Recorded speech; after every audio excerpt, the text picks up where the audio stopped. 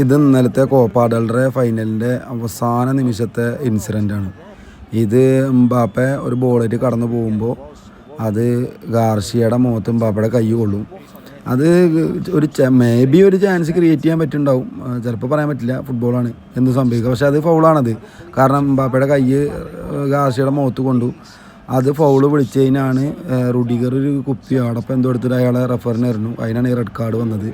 ഈ പ്ലെയേഴ്സ് മുഴുവൻ ഗ്രൗണ്ടിലിറങ്ങിയതാണ്. ഒന്നാമത് തോറ്റ് നിൽക്കുന്ന സമയമാണ്, മൊത്തം പ്രഷറായിട്ട് ആകെ പ്രാന്ത് പിടിച്ച് നിൽക്കുന്ന സമയത്താണ് ഇതുണ്ടായത്. എന്താ പറയുക, നമ്മളെ അഖിലേന്ത്യ അല്ലാണ്ട് ഇപ്പോൾ അഖിലേക്ക് റഫറിനെ പറ്റി തല്ലിയിട്ടുണ്ടാവില്ല ഒരുപാട് ഓടിയിട്ട്, അങ്ങനത്തെ ഒരു സിറ്റുവേഷൻ. പക്ഷേ റഫറിനെ നമ്മൾ സമ്മതിച്ചേ പറ്റൂ, അയാളെ പറഞ്ഞിട്ട് കാര്യമില്ല. കാരണം ഇമാതിരി പ്രഷറിൽ രണ്ട് ടീമും ഒരേപോലെ പ്രഷർ ചെയ്യുമ്പോൾ വിളിക്കുക എന്ന് പറഞ്ഞാൽ എളുപ്പമില്ലാത്ത കാര്യമാണ്. ബാഴ്സലോണക്കാർ പറയാം 2 പെനാൽറ്റി അവർക്ക് അനുവദനീയമാണ്, അത് കൊടുത്തില്ല പറയാം. റയൽ മാഡ്രിഡ് അവർക്കെതിരെ വിളിച്ച് പറയാം. റഫറിനെ പറഞ്ഞിട്ട് കാര്യമില്ല, അതെന്തായാലും അതാ പറയുള്ളൂ.